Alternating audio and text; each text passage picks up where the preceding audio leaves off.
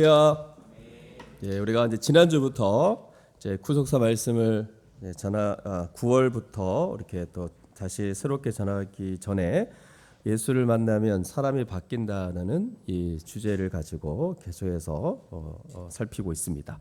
지난주에는 왜 예수를 만나면 사람이 바뀔 수밖에 없는지에 대해서 한 두 가지 정도 이유를 나누었고, 또 어떻게 바뀌는지, 또 어떤 사람이 바뀌는지에 대해서 함께 나누었습니다. 기억하시겠지만 모든 사람이 다 바뀌는 건 아니라고 말씀드렸습니다. 그렇다면 먼저 왜 예수를 만나면 사람은 바뀔 수밖에 없을까? 그 이유는 가장 결정적인 거죠. 그 누구도 치료할 수 없는 그 인간의 그 근본적인 질병, 바로 이 죄라는 이 영혼의 병을 고치러 오신 이 온 우주의 유일한 영혼의 의사이기 때문에 예수를 대면하며 예수를 만나면 우리는 바뀔 수밖에 없다라고 했습니다.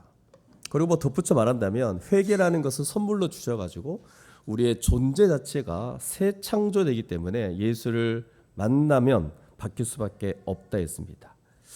또한 영혼의 의사이신 예수님께서 우리의 이 뿌리 깊은 이 죄의 질병을 구체적으로 어떻게 치료하시냐라고 보니까 세상의 의사들은 어떻게 치료합니까? 환자를 고치기 위해서는 이렇게 약을 처방한다거나 뭐 날카로운 메스를 들고 수술을 이제 진행하고, 그리고 그 치료의 대가를 환자에게 지급하게 합니다. 비용을 청구하죠.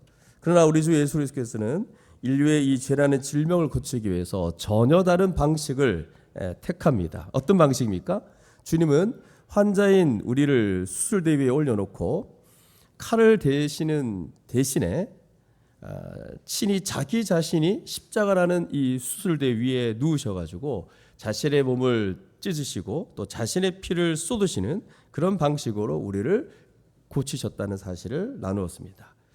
그리고 우리의 속을 다 아시는 그 완벽한 의사로서 이 죄라는 이 질병을 가진 각 사람의 영혼을 치료하되, 이제 앞으로 다 보게 되겠지만 한 예로 레위 이 마태를 예를 들면서 획일적인 방식으로 하지 않는다는 거죠.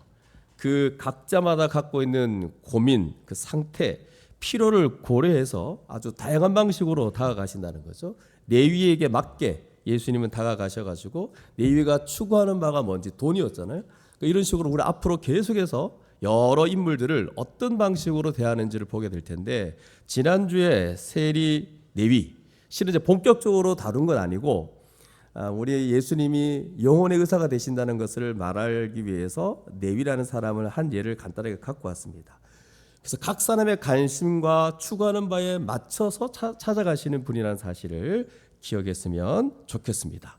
그러나 모든 사람이 다 영혼의 치유와 변화를 경험하는 것은 아닙니다. 예수님은 아무리 완벽한 의사이시고 모든 사람을 다 알고 계셔도 아무나 치료해 주시는 분이 아니라는 거죠. 마치 환자가 자신의 병을 인정하고 의사에게 이렇게 몸을 보여듯이 내 영혼이 지금 죄로 병들어 있다는 것을 깨닫고 치료받기 위해서 자신을 솔직하게 주님께 내어드리고 위탁하는 사람에게만 예수님은 치료하신다는 사실입니다. 그래서 이 말은 죄인을 부르러 왔다는 거죠. 죄인을 고치기 위해 왔다는 거죠. 의인을 고치러 오신 게 아니라는 거죠. 나 죄 없어요, 나 아무 문제 없어요 라는 사람을 고치지는 안 된다는 겁니다. 그래서 실제로 사람들을 만나보면 공통적으로 이런 얘기를 합니다. 나는 더 이상 치료받을 게 없다. 나는 죄 같은 게 없다. 난 죄 같은 거 안 지었다. 내 영혼에는 아무런 문제가 없다. 안타깝게도 이런 사람들은 치료를 받지 못한다는 겁니다.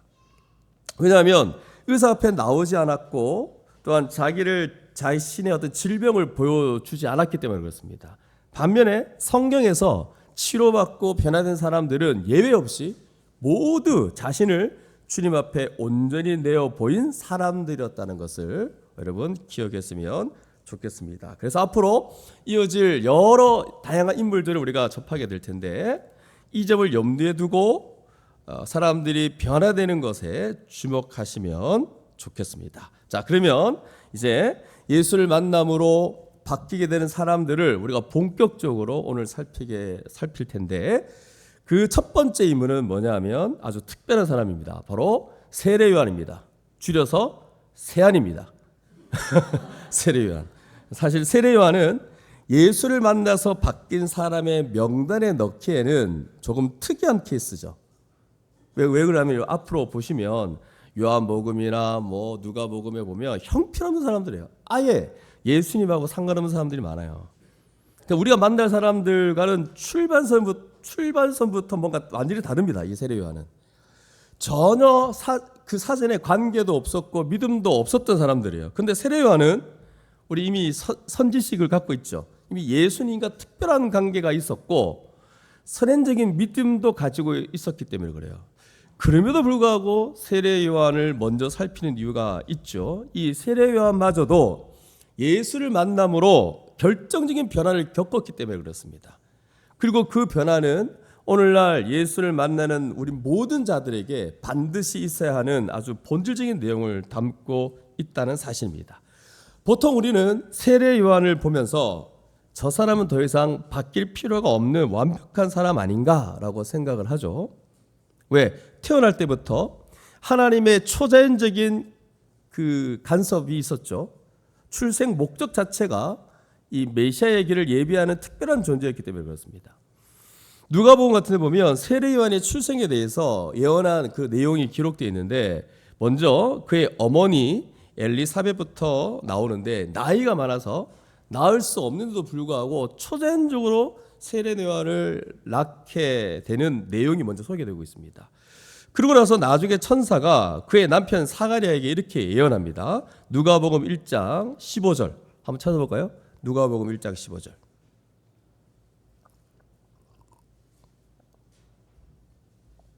누가복음 1장 15절 같이 읽겠습니다. 시작. 그가 주 앞에 큰 자가 되며 포도주나 독한 술을 마시시며 모태로부터 성령의 충만함을 받아 이스라엘 자손을 주 곧 그들의 하나님께로 많이 돌아오게 하겠습니다. 지금 세례 요한에 대한 얘기입니다. 그러니까 세례 요한이 태어나기도 전부터 성령 충만함을 받을 것이라는 예언을 받은 거예요, 지금. 그러니까 구별된 삶을 살아야 했을 것이고 또 변화가 필요 없다라고 생각하기 쉽습니다. 하지만 우리가 꼭 기억해야 될 점이 바로 뭐냐면 세례 요한이 아무리 특별하게 택함 받은 사람이라 할지라도 그런 어떤 뭐 로봇이나 기계가 아니죠. 우리와 똑같은 성정을 가진 인격적인 존재였다는 사실입니다. 이 세례 요한은 정해진 프로그램에 따라 움직이는 존재가 아닙니다. 본인이 인격이 있고 뭐 본인이 분별할 수도 있고 좋아하는 것도 있고 싫어하는 것도 있는 의사결정을 내리는 그런 인격을 가진 자예요. 이 말은 뭐냐면 쉽게 말하면 아무리 부모가 너는 이러이러한 하나님의 종이 되어야 된다라고 그렇게 기도로 키워서도 본인이 거부하고 다른 길로 갈 수 있는 그런 자유의지를 가진 자라는 것이죠. 그래서 실제로 제 주변에도 어머니가 서원 기도를 해서 너는 꼭 목회자가 되어야 된다라고 키웠는데 정작 본인은 수십 년이 지나도 뭐 목회자가 되면 신대로 가야 되는데 신대로도 안 가고 버티는 분들이 꽤 있습니다. 주변에 많아요. 우리 중에도 한 명 있습니다. 하여튼 그래서 이제 아무리 어머니가 서원을 해도 본인이 결정하는 거는 거죠. 성경의 삼손을 보십시오. 날 때부터 나시린으로 구별되어서 엄청난 신적 능력을 받았지만 장성에서 어떡합니까? 삼손의 삶을 보면 하나님의 뜻을 거스르고 자기 종력대로 이렇게 살아가지 않습니까? 그러므로 세례 요한도 이거를 그냥 정해진 운명이다, 기계적으로 생각하시면 안 된다는 거죠. 아무리 위대한 선지자라도 영혼의 의사이신 예수를 대면했을 때, 만났을 때 반드시 일어나야 하는 인격적인 변화가 있다라는 겁니다. 성경은 그가 예수를 만나서 진짜 완전히 바뀌는 경험을 했다라고 증언하고 있습니다. 그래서 이 세례 요한은 더 이상 우리의 선지식에 세례 요한 정도는 괜찮지 않을까 생각하지만 더 이상 변화 같은 것이 필요 없는 사람이라고 생각할 수 없다는 거죠. 아무리 특별한 목적을 가지고 태어난 사람이라 할지라도 영혼의 의사이신 예수를 만남으로써 변화가 있어야 된다는 거, 이거 기억했으면 좋겠습니다. 자, 성경을 보게 되면 세례 요한은 예수를 만남으로써 바뀌는 경험을 실제로 하게 됩니다. 사실 그걸 이제 살피려면 세례 요한에 관련된 기록된 모든 내용을 다 언급해야 되지만 그러기에는 너무 많은 분량이라서 오늘 읽었던 요한복음에서 많은 내용을 중심으로 해서 그의 변화와 관련된 그런 내용들을 함께 좀 다루려고 합니다. 자, 그러면 세례 요한은 그럼 이 시대에 우리들을 이렇게 봤을 때 어떤 사람들을 얘기할까요? 동일하게 지금 다 모태신앙이죠. 세례 요한이 모태에서부터 이미 성령 충만함을 예언받았고, 그러니까 약간 우리하고 좀 쉽게 다가갈 수 있는 건 모태신앙들, 맞죠? 그리고 오늘 교회 안에서 성경의 지식을 그래도 꽤 가지고 있다는 사람들. 그러니까 또 우리 교회 같은 지금 이 분위기에 딱 맞는 세례 요한 같은 사람들이 여기 많죠. 이미 우리는 막 외우기도 하고 복음기초 내용을 막 외우기도 하고 그랬잖아요. 예수님은 세상의 구원자다. 그분을 믿어야 구원받는다. 예수 믿으면 이렇게 살아야 된다. 이거 모르는 사람 어디 있습니까? 아마 기초적으로 다 이런 얘기 다 할 거예요. 지금 여기 계시는 분들은 대부분 할 겁니다. 예수는 어떤 분이고 저렇고 이렇고. 그러니까 교회 다니는 분들은 이 정도 지식은 다 입에 달고 삽니다. 하지만 문제는 뭐냐면 제가 말하고 싶은 거, 세례 요한도 이런 거예요. 이미 태어날 때부터 지식을 많이 알고 있었고, 성령 충만하는 예언을 들었고, 또 메시아의 메시아의 길을 제시하는 그런 인생을 살 거라고 듣기도 했고, 그런 자였어요. 우리도 어떤 면에서 교회 안에 있는 사람들 가운데는 이 정도의 지식은 다 입에 달고 산다는 거죠. 하지만 문제는 그 지식에 실제적인 그 예수님을 인격적으로 대면하지 못한 사람들이 적지 않다는 사실입니다. 여러분, 제가 요 얘기할 때 오해할 수 있어요. 제가 감정적인 얘기를 하는 게 아닙니다. 제가 말하는 바로 정말 예수를 인격적으로 대면하지 못한 채 몇 가지 외우고 몇 가지 아는 걸로 나 예수 믿었다라고 생각하는 사람들을 얘기합니다. 그러니까 복음의 영광이 무엇인지를 체감하지 못하는 거죠. 예수에 대한 실제적인 확신이 없는 거예요. 많이 알긴 아는데. 그러니까 예수에 관해서 about Jesus, 그러니까 예수에 관해서는 많이 아는데 정작 그분을 인격적으로는 알지 못한다는 거죠. 그러다 보니까 신앙생활에 감격도 없고 삶의 변화도 일어나지 않는다는 거죠. 그래서 오늘 이 세례 요한의 변화는 바로 이런 분들을 향해서 강력한 메시지가 될 겁니다. 예나 지금이나 교회 안에는 예수에 관한 지식만 가지고 적당한 선에서 믿는 사람들의 특징, 결국 그리스도에 대해서 아주 희미하게 안다는 거예요. 자기는 안 돼요. 이미 배웠고 안 돼. 근데 정확하게 알지 못하는 거예요. 이걸 정말 예수를 인격적으로 대면하지 못한 자들의 특징이에요. 복음의 영광을 알지 못하고 이 구속의 은혜가 자신의 인생을 뒤흔드는 정도의 내용으로 가지고 있지 않는다는 거예요. 그냥 외운 거예요. 아는 거예요. 그냥 배운 거예요. 근데 이 배울 때, 알 때, 이 복음이 얼마나 영광스럽고 이것이 나의 인생을 뒤흔들 정도가 된다는 사실을 처음에 약간 했다가 지금은 얼마나 많이 희미해져 있는지. 그러니까 자기가 믿는 예수 그리스도가 자신의 존재를 뒤흔들 정도가 되는 내용으로 가지고 있지 않는다는 겁니다. 처음에 약간 그랬겠죠. 처음에. 지금은 그런 게 없는 거죠. 그러니까 예수가 삶에 큰 감동이 되잖아요. 예수 믿는다는 게 기적이다, 감동이다, 감격 이런 게 없는 거예요. 늘 믿음은 흔들리고 확신이 없습니다. 그러면서도 예수를 그렇게 믿을 수 있다고 생각하고 또 그렇게 믿는 사람들이 상당히 교회 안에 있더라는 겁니다. 그래서 이런 사실을 볼 때 그런 사람들은 오늘 이 세례 요한을 통해서 우리가 도전받고 좀 이 말씀 앞에 자신을 직면했으면 좋겠습니다. 그래서 이 세례 요한의 변화는 우리가 분명히 따라야 될 그런 도전적인 내용이라는 사실을 오늘 이 본문을 통해서 우리에게 분명히 말해주고 있습니다. 자, 그러면 세례 요한 역시 처음에는 예수에 대한 수많은 지식을 가졌던 사람입니다. 하지만 이제 앞으로 볼 텐데 예수를 직접 만나고 대면하면서 그동안 머리로만 알고 있던 이 구약의 모든 지식의 조각들이 완벽하게 꽤 맞춰지는 것을 경험하게 됩니다. 지식의 생기가 더해지고 흔들리지 않는 확신의 사람으로 이 세례 요한의 인생이 바뀌는 것을 볼 수 있습니다. 우리는 바로 그런 맥락에서 세례 요한이 예수를 만남으로 바뀌게 될 것을 주목할 필요가 있고 이것을 우리에게 적용할 필요가 있다는 겁니다. 그러면 그가 영혼의 의사이신 예수를 만남으로써 어떻게 바뀌게 되는지를 우리가 좀 더 구체적으로 살펴보도록 하겠습니다. 자, 사실 세례 요한은 어떤 사람이냐면 하나님을 경외하는 자였고 또 메시아가 오신다는 말씀을 추호도 의심 없이 믿었던 선지자였습니다. 그 무엇보다 그는 남다른 영적 안목을 가지고 이 시대의 죄악을 깨트려 봤어요. 그래서 구약의 선지자들처럼 광야에서 강력하게 회개를 촉구하는 정결의 세례를 베풀었어요. 정결케 하는 세례를 베푼 거예요. 그다음 많은 사람들이 그의 말을 듣고 막 세례를 받으러 나오는 놀라운 일이 벌어집니다. 그래서 이것 때문에 당시 종교 지도자들이 그가 누구인지가 막 궁금해진 거죠. 그래서 오늘 읽진 않았지만 요한복음 1장 21절 같은 데 보면 묻습니다. 이 종교 지도자들이 몰려온 종교 지도자들이 묻습니다. 또 묻되 그러면 네가 엘리야냐? 그러니까 세례 요한이 이르되 나는 아니라 그러죠. 또 묻습니다. 또 묻되 그럼 네가 그 선지자냐? 대답하되 아니라 그럽니다. 그러니까 엘리야가 하늘로 이렇게 올려졌기 때문에 다시 살아서 왔느냐 이 말이거든요. 그리고 그 선지자냐? 신명기에 예언된, 그러니까 신명기에 이 정관사를 붙여가지고 그 선지자가 올 거라 했는데 바로 그 선지자가 너냐? 이렇게 이제 말을 합니다. 그래서 세례 요한이 다 아니다 말하죠. 그러니까 세례 요한이 당시 사람들의 죄를 지적하고 회개를 촉구했던 모습이 누구와 같냐면 꼭 구약 시대, 구약의 선지자와 같은 모습을 가지고 있었던 겁니다.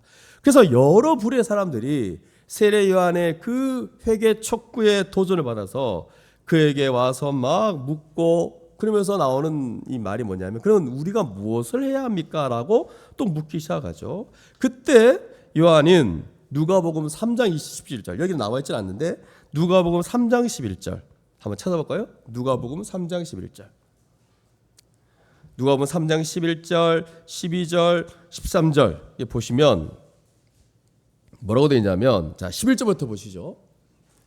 옷 두 벌 입는 자는 옷 없는 자에게 나눠줄 것이고 먹을 것이 있는 자도 그렇게 할 것이니라 하고 이게 무슨 말입니까?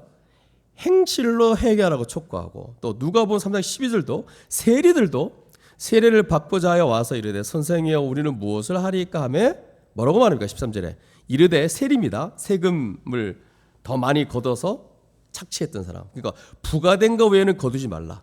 그러니까 그들의 부정직성을 고발하죠. 또 누가복음 3장 14절 군인들도 물어 이르되 우리가 무엇을 하리까 하며 사람들에서 강탈하지 말고 거짓으로 고발하지 말고 받는 금조를 족할 줄로 알라. 그러니까 군인들도 뭘 해야 됩니까? 그러니까 강탈하지 말래요. 거짓으로 고발하지 말래요. 너가 받는 임금 족한 줄로 알라. 그래서 그 당시 군인들이니까 정복자들이죠. 정복자들의 어떤 그런 모습들을 책망합니다.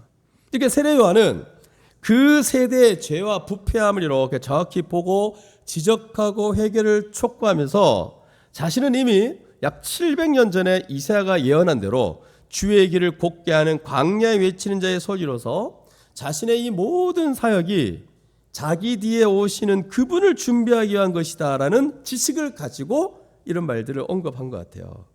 심지어 오늘 본문에도 기록된 것처럼 자기 뒤에 오시는 그분의 신발끈도 풀기도 감당치 못할 자다라고 그런 이해를 가지고 있습니다. 그리고 30절 이하에서 말한 대로 육신적으로는 자기가 먼저 이 세상에 태어났지만 자기 뒤에 오시는 그분은 자기보다 먼저 선지하시는 분이다라는 지식을 가지고 이런 고백을 한 겁니다. 그리고 마태복음에 나오는 말씀을 좀 보충하자면 자 마태복음 4장 11절인데 이것도 한번 찾아보겠습니다. 마태복음 4장 11절 마태복음 4장 11절 사복음서 제가 아까 분명히 요한복음 중심으로 한다 했는데 제가 수정하겠습니다. 마태복음 4장 11절 마태복음 4장 11절 시작 나는 너희로 아닙니까?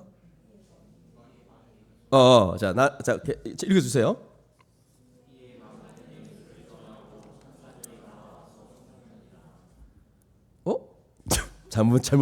잘못된 구절인 것 같습니다.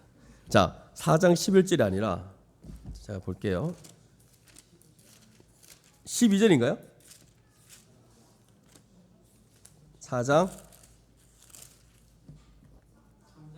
3장 11절 죄송합니다. 3장 11절 3장 11절 시작. 나는 너희로 회개하기 위하여 물로 세례를 베푸거니와 내 뒤에 오신 이는 나보다 능력이 많으시니 나는 그의 신을 들기도 감당하지 못하겠노라. 그는 성령과 불로 너희에게 세례를 베푸실 것이요. 예. 자, 뒤에도 이렇게 보시면 뭐라고 되어 있죠? 세례와는 그런 지식을 가지고, 이런 지식을 어디서 듣냐면 하나님께 들어서 하나님께 듣고 또 그대로 그걸 믿고 전달하고 있습니다. 그러니까 이런 내용들, 제가 앞에서 구절들을 가지고 막 얘기했던 이 내용들은 다 뭐냐면 세례 요한이 다 그동안 습득한 거죠. 부모를 통해서든지 뭐 구약의 말씀을 통해서든지 더 나아가서는 누가복음 3장에 언급된 대로 하나님의 말씀이 그에게 임함으로써 알게 된 지식들이죠. 이 모든 지식에 대해서 세례 요한은 이미 다 알고 있었고 믿고 있었어요. 조금 더 의심하지 않았습니다. 그리고 오늘 본문 33절에서도 세례를 베풀라 하신 그이가 나에게 말씀하시되, 그러니까 하나님이 자기에게 말씀하신 걸로 얘기하죠. 그러니까 이런 지식들을 이미 가지고 이걸 지식을 믿고 증거하고 있다는 겁니다. 하지만 그런 세례 요한에게서도 예수를 직접 대면하기 전까지는 뭔가를 확인하지 못하고 있는, 뭔가를 확신하지 못하는 어떤 것들이 있었다는 거예요. 바로 이 점을 여러분 유념해야 됩니다. 왜냐하면 교회 안에도 제 얘기를 잘 들어보세요.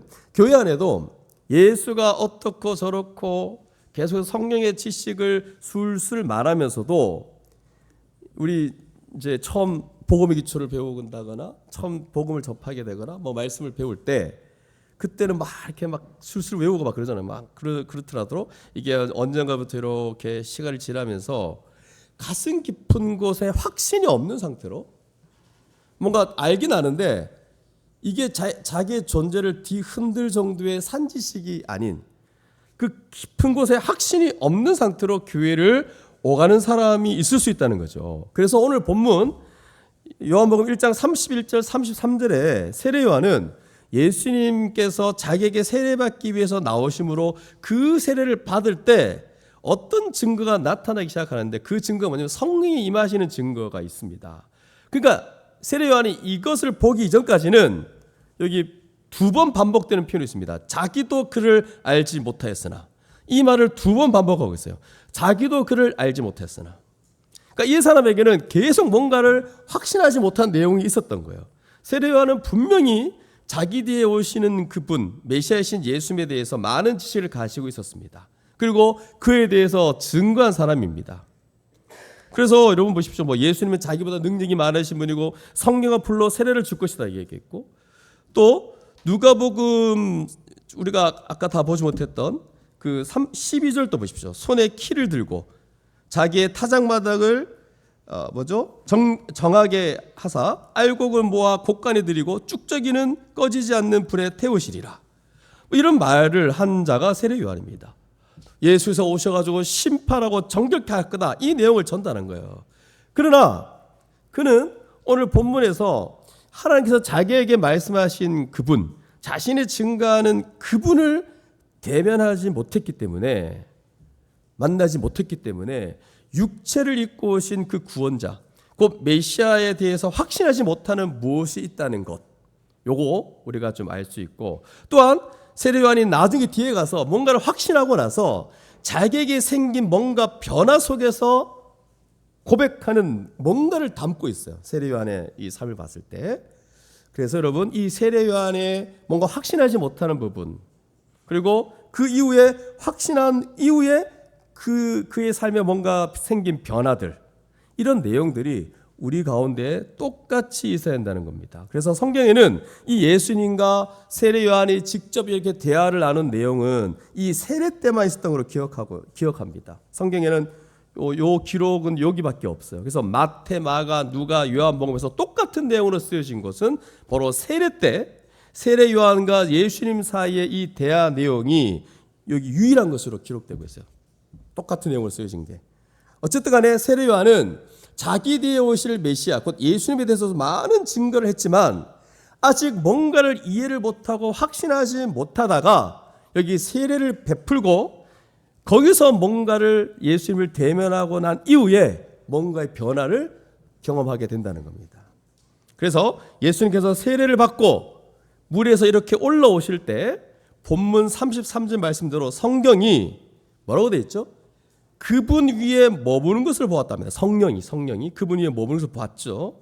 그래서 이게 마태 누가복음에 따르면 이렇게 되어 있어요. 좀 더 구체적으로 성령이 비둘기같이 그 위에 임하는 것을 보았다라고 그래요. 그러니까 지금 자기가 시각적으로 뭔가 확인할 수 있었어요.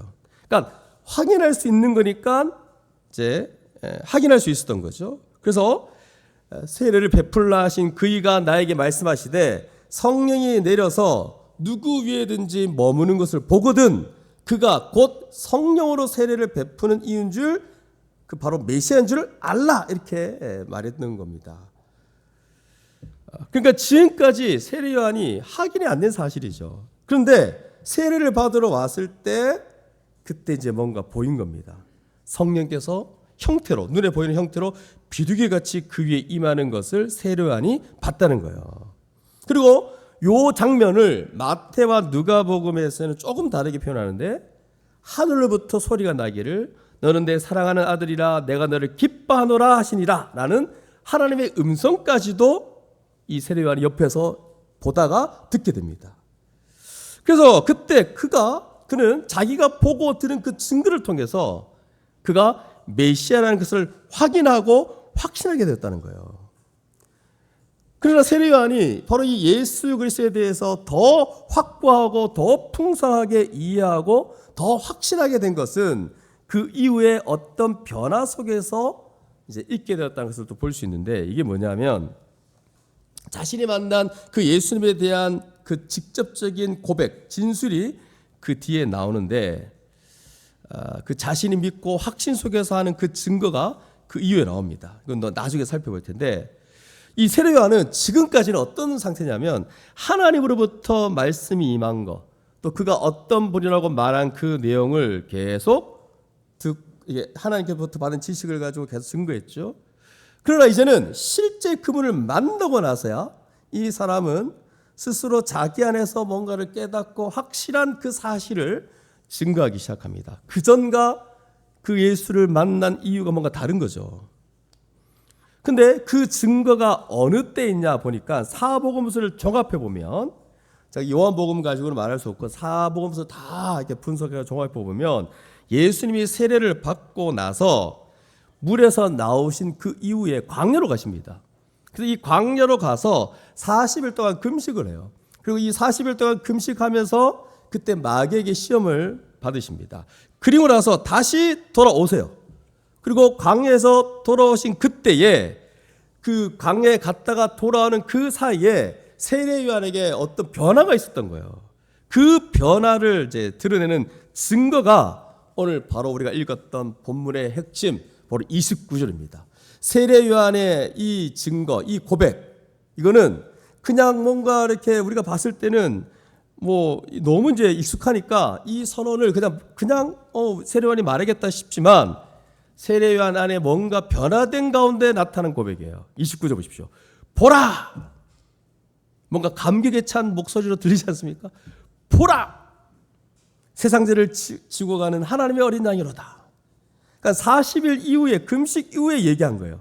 이 세례 요한의 이 선언은 우리에게서는 너무나 익숙한 내용이라서 쉽게 생각할지 모르겠지만 이것은 세례 요한에게 생긴 변화, 아주 중요한 내용인 거죠. 이 세례 요한의 이 같은 선언은 메시아에 대한 이해가 완전히 달라지고 뭔가 그 예수님에 대한 이해가 확 열렸다는 것을 보여주고 있는 내용입니다. 그는 예수님이 세례받으러 나오실 때에 처음 만난 뒤에 곧바로 이런 식의 증거를 하지 않았죠. 왜냐하면 아직 오실 분의 그 비밀과 그 영광을 충분히 이해하지 못하고 있었습니다. 자기가 받은 메시지를 가지고 있었지만 이 부분에 대해서 충분한 이해를 가지고 있지 않았어요. 그래서 그는 그때까지 구약의 선지자들이 외쳤던 것처럼 그저 사람들의 죄를 고백하고 회개하라고 외치는 거 맞죠? 그리고 자기 뒤에 오시는 그분이 그 죄를 어떻게 해결하실 건지에 대한 이해를 가지고 있지는 않았어요. 그냥 외치긴 했는데 그분이 어떻게 죄를 해결하실 것인지에 대한 이해는 가지고 있지 않았다는 거예요. 그리고 예수를 만나기 전까지는 그런 것들을 선언할 수가 없었어요. 그래서 예수님에 대한 분명한 이해가 없으니까. 그래서 그런 선언을 하지 않았어요. 한마디도 하지 않았습니다. 그래서 누가복음에 따르면 그때까지 그가 전하고 외쳤던 것은 다 뭐냐면 회개입니다. 회개의 세례를 전파했다라고 기록되어 있어요. 그러니까 자기에 대해 오실 분, 곧 자기에게 세례를 받으신 예수님께서 뭔가를 이루실 것을 충분히 보지 못했기 때문에 그저 정결케 하는 회개, 그 회개만 그는 계속해서 얘기했던 겁니다. 그는 예수님께서 자기와 다르게 물이 아닌 불과 성령으로 세례를 주고 그렇게 능력이 많으신 분이라는 그 지식도 다 가지고 있었죠. 하지만 그런 것들이 다 어떻게 될 것인지에 대해서 이게 바로 십자가를 통해서 하나님의 어린 양으로서 이 일을 하실 거라는 그 내막에 대해서는 이 세례 요한은 분명한 이해가 없었던 겁니다. 정확하게 풍성하게 알지 못했던 겁니다. 그래서 한마디로 말해서 세례 요한은 아직까지도 구약의 배경을 가지고 있었던 거예요. 여러분 우리는 이미 예수님 이 땅에 오셨고 십자가를 통해서 다 계시되었고 다 열렸어요. 예수님이 십자가에 달려 죽으시고 부활하심으로 우리를 구원하시고 또 그를 믿는 자마다 이루어진 하나님 나라의 교회를 하나님께서 세우실 거라는 것을 이미 우리는 알고 있어요. 근데 이 세례 요한은 모르죠. 여전히 구약의 배경에 묶여 있습니다. 그래서 세례 요한을 어떻게 평가하냐면 하나님 나라 이전까지는 이 세상의 가장 큰 자라 얘기하지만 그 이외에는 아니라는 표현을 성경에 쓰고 있어요. 그래서 그저 세례 요한은 이런 것들이 다 그저 미래의 어떤 내용으로 그림자처럼 뭔가 아직까지 뭔가를 희미하게 모르는, 그저 바라보고 있는 그 정도의 구약 배경에 머물고 있는 세례 요한이었습니다. 하지만 한 가지 부인할 수 없는 것은 이제 예수를 만나고 예수를 대면하면서 그가 어떻게 되냐면 메시아이신 것을 확인하고 난 이후에 자신이 이전에 알고 증거했던 그분을 이제는 개인적으로 아는 것으로 넘어서서 이제 그분의 안에 감춰진 중요한 그 비밀을 이제 보게 되었다는 거죠. 그래서 그에게 변화가 생겼다는 겁니다. 뭔가 깨닫게 된 거죠. 그가 뭔가를 본 거예요. 자신에게 세례받으시는 그 메시아, 즉 예수님은 세상 죄를 지고 가는 하나님의 어린 양이라는 사실을 세례 요한이 드디어 알게 됐다는 겁니다. 그는 예수를 만나기 전까지 자기 뒤에 오시는 분, 곧 메시아가 죄를 지신다는 사실에 대해서 전혀 언급할 수 없었습니다. 앞에서 말한 대로 그는 자기 뒤에 오시는 메시아, 그 예수는 그저 능력이 많고 불과 성령으로 세례를 주고 타작마당을 정결케 하고 곳간의 쭉정이를 꺼지지 않는 분의 영원한 형벌 지옥에 그저 던지는 분이라 그 정도의 지식을 가지고 있었고 그저 그것을 전했는데, 그래서 예수님도 자기와 같이 회개와 심판을 위해서 오시는 분이라고 언급을 했죠.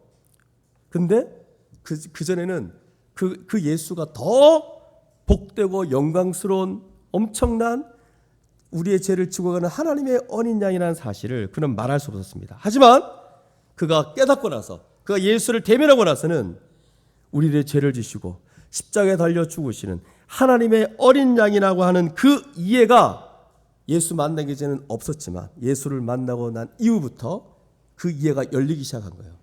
한마디로 세례 요한의 생각 속에 변화가 생긴 겁니다. 결국 어떤 변화가 생기냐면 은혜의 메시아를 보게 된 거예요. 그전까지는 그저 죄를 지적하고 회개의 메시지를 전하는 거, 뭔가 희미하게 메시아에서는 알겠지만 그저 회개하라, 선포하고 이런 것만 얘기했지만 예수를 만나고 이후부터는 완전히 바뀝니다. 그리고는 은혜의 예수를 만난 거예요. 오늘날로 적용하자면. 그러니까 이 사람에게 있어서는 예수 그리스도에 대한 이해와 그 믿음에 있어서 균형이 생기기 시작한 거예요. 그 구약 배경에 머물러 있던 세례 요한에게는 뭔가 새로운 생각의 변화가 일어났고 예수 그리스도 안에 그 비밀을 보게 된 것이고, 그리고 예수 그리스도의 그 은혜의 그 복음을 세례 요한은 분명하게 확신하게 된 거예요. 그래서 그가 확신했던 거 뭐냐? 예수가 세례를 받으실 때 그 예수를 대면한 이후부터 하나님이 우리 모든 인간의 죄를 지신다는 것. 우리들의 그 죄를 가지고 우리가 죄를 가지고 하나님 앞에 회개하는 것도 중요하죠. 그것도 중요하지만 바로 하나님의 아들이 우리의 죄를 지신다는 것. 그래서 그걸 위해서 하나님이 우리의 어린 양이시라는 것. 그가 우리의 죄를 해결하실 분이라는 것을 이 세례 요한은 보게 됐다는 겁니다. 그래서 그가 다시 예수님이 광야로 돌아왔을 때, 광야에서 돌아왔을 때 세례 요한이 외칩니다. 보라, 세상 죄를 지고 가는 하나님의 어린 양이로다. 이건 놀라운 선언입니다. 이런 선언 자체가 이 사람에게 생겼다는 이 자체가 굉장히 놀라운 거예요. 우리는 너무나 세례 요한을 그저 그냥 당연하게 이 본문을 읽다 보니까 세례 요한은 당연히 이런 말을 해야 되는 거 아니냐라고 말하지만, 여러분, 이 고백은 세례 요한의 변화 속에서 일어난 고백이라는 거예요. 그래서 제가 여러분들에게 항상 하나님의 지식을 그냥 입으로 달달달 주문 외우듯이 이렇게 외우는 거, 아는 거, 물론 이게 교리적인 내용이라서 복음에 기초하는 이 내용들, 또 여러 신학적인 내용들을 우리가 외우는 게, 정리하는 게 정말 중요한데, 하지만 그럼에도 불구하고 그것을 외우고 배울 때에 우리의 마음 속에 실제로 이 지식이 산지식이 되어서 이해하고 고백하는 것하고는 다른 거죠. 이 세례 요한의 이 선언은 바로 이런 생각의 변화 속에서 이해가 열려서 나온 고백이라는 겁니다. 그래서 예수를 만나고 예수를 대면하고 난 이후에 자기에게 생긴 변화를 지금 드러낸 겁니다. 그러니까 외칩니다. 감격으로, 보라, 우리의 죄를 지고 간 하나님의 어린 양이라고 외치는 거죠. 그래서 여러분, 우리는 더 이상 변화가 필요 없을 것 같은 사람, 오늘 세례 요한 같은 사람, 성경 지식에 뭔가 밝고 도덕적으로 순결하고, 맞죠?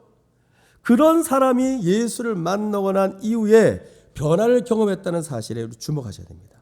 어쩌면 그는 예수님께 세례를 베푼 이후에 광야에 외치는 소리로 자신에 대해서 예언한 내용들이 그런 내용들을 갖고 있는 이사야서를 확인했는지 몰라요. 근데 거기서 자신에 대해서 이 세상에 오실 여호와의 종으로서 죄를 심판하는 영광스러운 모습으로 예언되어서 나오는 내용이 이사야서의 앞쪽에 있거든요.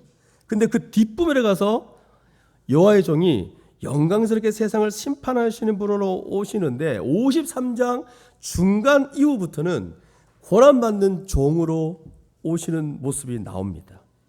도살장에 끌려가는 어린 양으로서 등장하는 것이 나오거든요.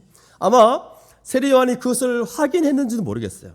어쨌든 세례 요한에게 있어서 뭔가 변화가 있었다는 거죠. 예수를 대면한 이후에 바뀌었다는 거예요. 예수에 대한 이해가 깊어지고 그에 대한 증거의 내용이 확신 있게 되었고, 또한 그 사람 자신부터가 뭔가 확신을 갖고 있었어요. 구약 배경에 머물러 있었던 세례 요한, 뭔가 희미하고 뭔가 메시아는 알겠지만 그저 죄를 지적하고 회개의 세례를 베푸는 것을만 선언했지만, 이제 예수를 만난 이후부터 확연하게 바뀌는 이 세례 요한의 모습을 우리는 볼 수 있다는 겁니다. 확신의 증거를 가지고 있었던 거죠. 그래서 그래서 이 세례 요한에게 있어서는 죄는 반드시 회개한다는 그 생각에 사로잡혀 있었던 사람이었어요. 그건 사실이죠. 그러나 세례 요한에게 있어서 변화된 것은 뭐냐면, 거기에 더 중요한 사실을 증거합니다. 그게 뭐냐? 이제는 육신을 입으신 하나님의 아들이 죄를 대신 지신다는 것. 그래서 우리의 죄를 대신 지심으로 우리의 죄를 해결한다는 것. 그래서 이 죄는 우리가 뭔가를 열심히 뭘 한다고 해서 해결되는 것도 아니고, 반드시 하나님의 아들이 이 우리의 죄를 지심으로 해결된다는 이 놀라운 사실을 이 세례 요한이 본 겁니다. 죄를 지적하는 것도 필요하고, 죄를 지었으면 하나님께 나아가 해결하는 것도 필요했지만, 세례 요한은 죄를 해결하기 위해서 오신 예수 그리스도를 보고 난 이후에 무엇보다 더 중요한 것을 알게 된 거죠. 바로 우리의 죄를 해결하시기 위해서 오신 그 예수님, 바로 하나님의 어린 양이라는 사실을 세례 요한은 봤던 겁니다. 그럼 여러분 이렇게 대답하겠죠. 아니, 세례 요한이 이런 사실을 알게 된 게 뭐가 그렇게 대단합니까? 이미 우리는 알고 있잖아요, 지금. 그러나 중요한 것은 여러분에게도 이런 변화가 분명하게 있는가라고 한번 물어봐야 될 부분이죠. 왜 그러냐면, 제가 얘기하지만 제가 이제 실은 이번 주 이제 어느 교회 중동부 수련회 집회를 가게 됩니다. 근데 중동부에게 이 복음을 이제 전하게 되는데 실은 우리는 이미 다 많이 알고 있잖아요. 10 몇 년 동안 뭐 이렇게 뭐 배우고 듣고 뭐 이렇게 남도 많이 알고 있어요. 근데 과연 이 중등부 아이들을 위해서 설교를 준비하는 가운데 뭐 아주 간단한 진리죠. 어떤 면에서는 우리는 너무 많이 들었던 진리죠. 우리의 죄를 하나님의 어린 양이 지신다는 거. 이게 너무 간단해서 너무 기초적인 거예요.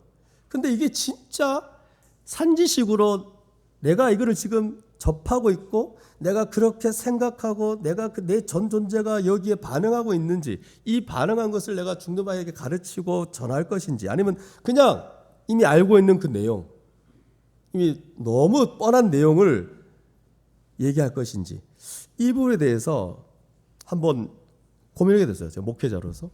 여러분 동일합니다.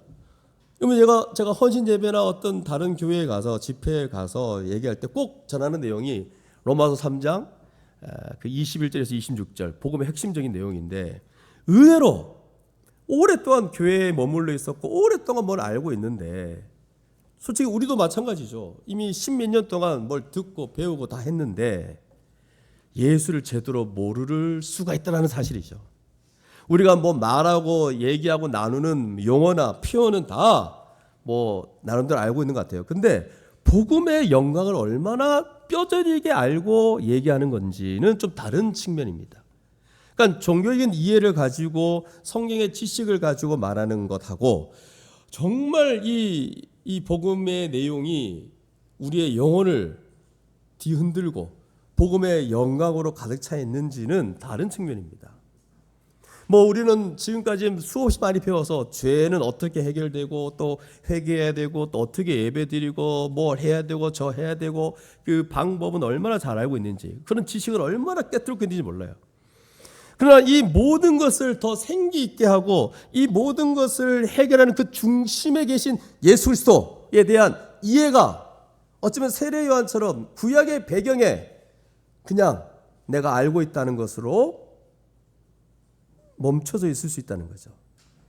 예수에 대한 이해가 이해가 생기가 없기 때문에 그냥 끌려다니면서 예수를 믿을 수 있다는 거예요. 제가 말하는 게 뭔지 알겠어요? 여러분, 세례 요한은 이해의 변화가 생긴 거예요. 그리고 그러면서 뭔가 자신이 확신이 없었던, 뭔가 희미했던 것이 분명해지면서 확신에 찬 고백을 하게 되거든요. 그리고는 그 뒤에 보면 그분에 대한 신앙 태도, 삶의 태도가 세례 요한에게 크게 바뀐 것을 보게 됩니다. 그는 예수 안에 있는 이 구원의 비밀을 확신 속에서 선언하면서, 감격 속에서 선언하면서 그분에 대한 자신의 삶을 확정짓습니다. 그 확정이 뭔지 아세요? 여기는 나와 있지 않지만 요한복음 3장 30절 한번 같이 찾아보겠습니다. 요한복음 3장 30절.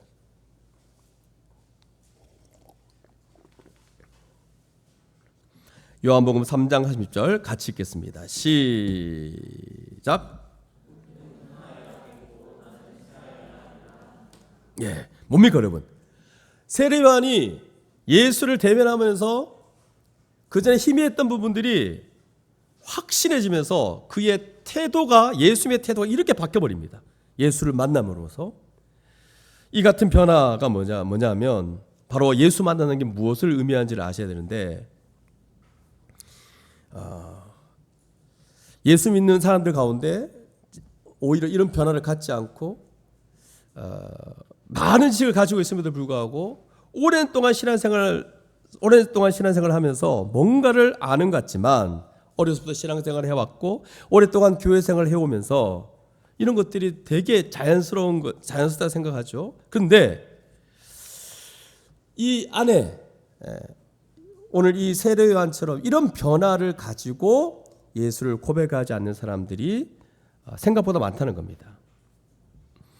그래서 죄를 반드시 회개하고 주님 이렇게 섬겨야 된다는 지식을 많이 가지고 있지만, 바로 죄를 해결하기 위해서 오신 그 은혜의 예수를 생각보다 모른다는 거죠. 그러니까 모른다는 것을 어떻게 아냐 보니까 이걸 누리지도 못하고요. 그리고 아까 제가 말했던 33장 30절에 같은 그런 고백을 하지 못하는 거죠. 예수를 높이지 못한다는 거예요. 확신에 찬 증거를 하지 못할 뿐 아니라 예수를 높이지 못한다는 거예요. 여러분, 이 예수가 우리의 죄를 지고 가야만 바로 하나님의 어린 양만이 우리의 죄를 해결할 수 있다는 사실을 정말 믿는다면 우리의 마음 속에 큰 감격으로 큰 확신으로 다가올 것이고, 그리고 그런 예수를 당연히 높이게 될 거라는 겁니다. 나는 낮아져야 된다는 거예요. 나는 세야 된다는 거예요. 그분만이 높임을 받아야 된다는 거예요. 근데 이런 게 없다는 거예요. 그 증거가 바로 이거예요. 예수에 대한 이해와 자기에 대한 이해를 바르게 갖고 있지 않다는 겁니다. 그래서 오늘 예수 믿는 사람들 가운데는 죄를 회개하는 것만 알고 있는 사람들이 많아요. 이걸 기계적으로 죄를 회개하면 돼. 죄를 회개하면 되는 거지 뭐. 그러니까 오늘날 우리들을 보면 세례 요한과 비교할 수 없는 복음의 영광과 축복을 다 이미 보고 알고 있잖아요. 여러분, 세례 요한은 아직까지도 부족할 수밖에 없었던 게 뭐냐면 예수 그리스도께서 앞으로 이루실 것에 대한 내용을 충분히 알지 못하는 사람, 못 보는 사람이었어요. 구약적 배경을 가지고 있는 사람이었어요. 그래서 예수의 십자가에서 죽으시고 부활한 것도 이미 확인이 안 된 사람이에요, 세례 요한은. 그러니까 여러분, 그 당시 그 팔레스타인의 그 조그마한 땅에서 그 노마가 앞잠에서 모든 걸 차단하고 이 상태에서 어떻게 이렇게 수없이 많은 사람들이 예수를 믿고 이 복음이 세계로, 전 세계로 확산된 것을 어떻게 받겠습니까? 세례 요한은 전혀 몰랐던 거예요. 근데 저와 여러분 보십시오. 세례 요한과 비교할 수 없는 그 복음의 영광과 그 엄청난 축복을 다 보고 알고 있는 사람들 아닙니까? 세례 요한하고 비교했으면 비교가 안 되는 사람이 바로 우리들이에요. 그런데도 그런 복된 세대에 우리가 살고 있음에도 불구하고 세례 요한만 못하는 거예요, 지금. 세례 요한 정도도 안 되는 거예요. 그러니까 회개의 세례만 알고 있고, 그저 예수를 믿고 예수를 믿으면 어떻고 저렇고 뭐 이런 지식을 가지고 있지, 예수를 만남으로써 갖게 되는 그 생기, 그 감격, 그걸 누리지 못하는 사람들이 어쩌면 이 교회 안에 있을 수 있다는 겁니다. 저는 이 세례 요한의 이 예수를 만나는 장면을 보면서 우리가 혹 세례 요한처럼 나 다 알고 있어, 나 이런 거 외웠어, 이것도 배웠어, 이것도 알고 있어, 혹 그런 것으로 혹시 나는 예수를 제대로 알고 있다라고 착각할까 봐 참으로 염려되고 두렵습니다. 우리의 죄를 지고 가시는 하나님의 어린 양 되신 그 예수 그리스도에 대한 분명한 확신, 그 감격, 그런 것들이 우리 안에 있는가? 그리고 그것을 인정하고 그걸 믿는다면 이것이 우리 안에 확신에 찬 증거로 나타날 것이고, 또 그런 예수를 높이게 될 것인데, 우리는 과연 그런 변화와 그런 생각, 그런 삶의 태도가 있는가? 이런 것들을 우리가 한번 정말 돌아봤으면 좋겠습니다. 그래서 예수를 만나고 예수를 대면한다는 것은 그 사람에게 있어서, 세례 요한에게 있어서는 그 이상의 것이었죠. 바로 이 세례 요한이 보여준 게 바로 이 모습입니다. 그래서 이 타고난 사람에게도 발견되는 모습, 바로 예수의 만남이 필요하다는 겁니다. 뭐냐, 아무리 내 힘으로 애써도 안 되는 이 죄를 하나님의 아들 예수 그리스도께서 육신을 입고 오셔가지고 우리 대신에 이 죄를 대신 지시고 죽으심으로 해결하셨다는 사실을 알고 그것이 주는 축복을 누리고 그것으로 인한 확신 있는 증거를 할 수 있게 되는 것이고, 또 그분을 향해서 자신이 갖는 그 삶의 태도를 우리가 세례 요한을 통해서 우리가 보게 된다는 사실입니다. 그래서 예수를 만날 때 나타나는 그 생기가, 가장 생기는 변화 중에 가장 큰 변화가 뭐냐면 나의 죄가 해결되었다는 것, 함께 내가 지은 죄를 해결하기 위해서 우리 예수님 하나님의 어린 양이 대신 지셨다는 것, 우리의 영혼의 질병을 해결하기 위해서 그 죄를 대신 지시고 십자가에 달려 죽으신 그 예수 그리스도를 더 온전히 이해하게 된다는 사실입니다. 그러니 여러분, 이게 우리의 삶의 인생의 중심이어야 돼요. 이게 우리의 코어여야 됩니다. 코어. 늘 우리에게 중심으로 다가와야 되는데, 더 이상 하나님은 예수는 뭔가 주는 신이 아니라는 거죠. 그리고 바로 예수에 대한 인격적인 이해가 열려 있어야 됩니다. 그분에 대한 이해가 열리고 또 그분으로부터 오는 그 구원이 얼마나 큰지에 대한 그 감격이 생길 때 오늘 세례 요한처럼 보라! 라는 감격에 찬 얘기를 할 수 있는 거죠. 보라! 세상길을 지고 가는 하나님의 어린 양이로다.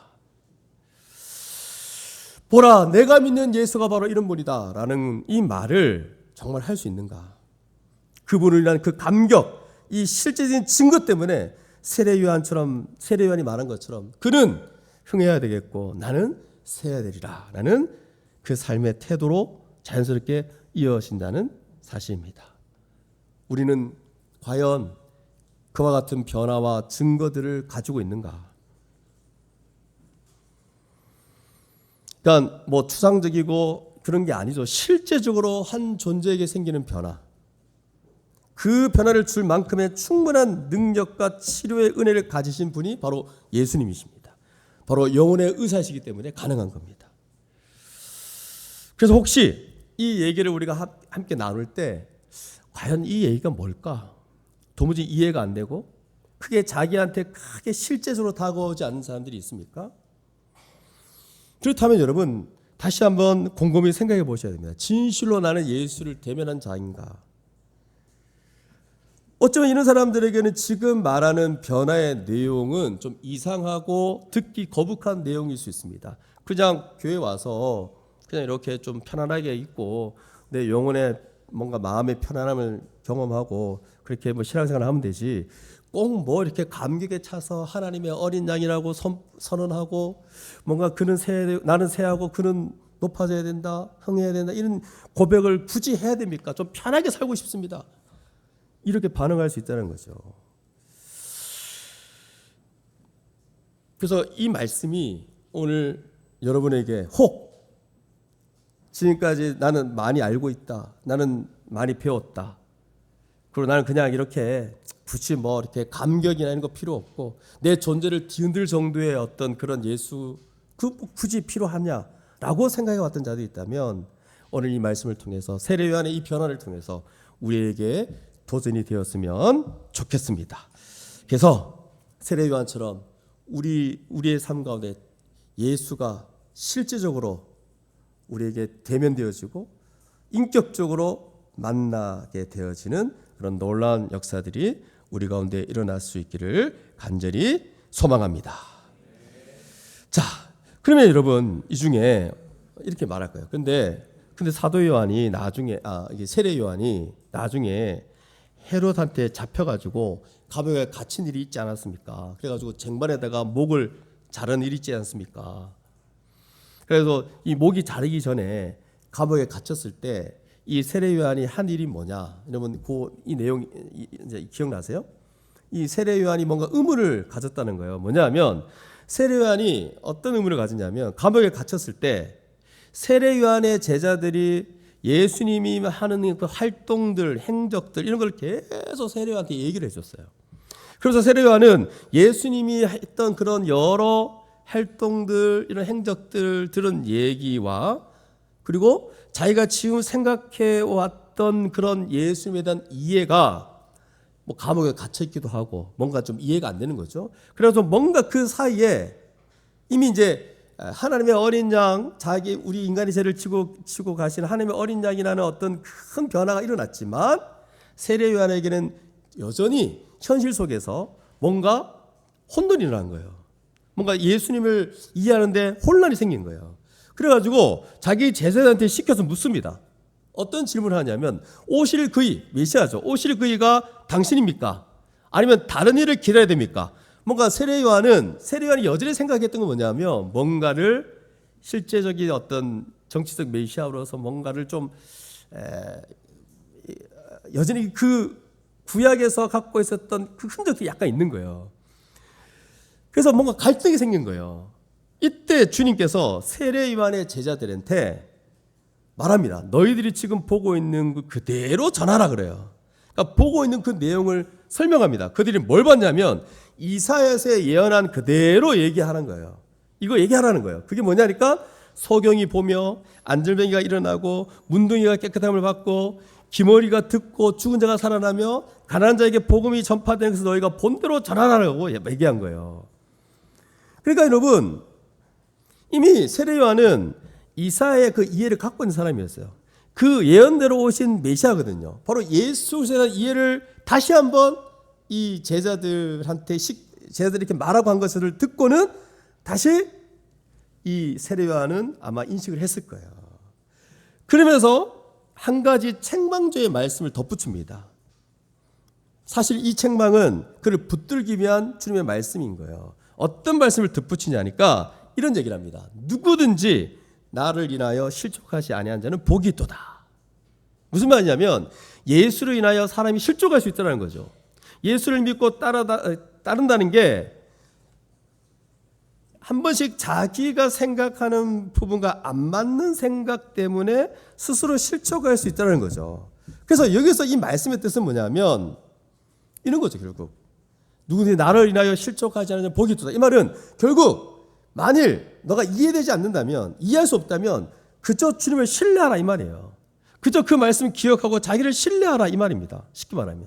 그래서 이 말씀은 세례 요한에게 사실상 이 말씀을 통해서 더 세례 요한의 이 믿음에 대한 진보가 일어났을 겁니다. 그러니까 세례 요한에게 있어서 예수를 완전히 이해하는 것은 사실상 불가능한 것이거든요. 그러므로 이해할 수 없다면 그냥 신뢰라는 말입니다. 이게 우리들과 동일하게 적용되는 거죠. 여러분, 우리가 이 땅을 살아가다 보면 예수를 이렇게 잘 믿다가도 때로는 우리가 처한 현실 속에서 그가 잘 이해되지 않을 때가 있습니다. 본인이 생각하는 뭔가 있거든요. 요 생각대로 뭔가 예수님이 움직이지 않을 때, 그때 실족이 일어납니다. 그러니까 뭐냐면 우리들이 보고 깨닫고 나름대로 내 편에서의 생각이 뭔가 혼란을 일으켜요. 자기 상태가 뭔가 안 좋을 때. 그래서 예수를 믿고 다른 데 있어가지고 갈등과 혼란에 빠질 때가 얼마나 많은지 모릅니다. 그때 어떤 사람들은 자신이 믿고 있다고 하는 그 예수로 인해서 실족할 때가 있습니다. 그래서 예수 믿다가 스스로 자기 생각에 빠져가지고 그 함정에 빠져가지고 실족하게 되는 사람들이 이 주변에 얼마나 많은지 몰라요.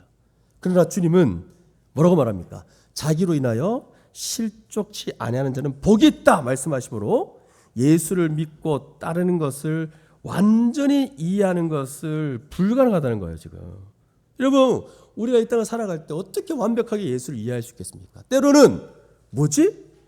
왜 이런 일이 일어나지? 왜 이런 현실 가운데 놓이게 되지? 왜 이런 상황에 놓이게 되지? 예수님은 뭐하고 계시지?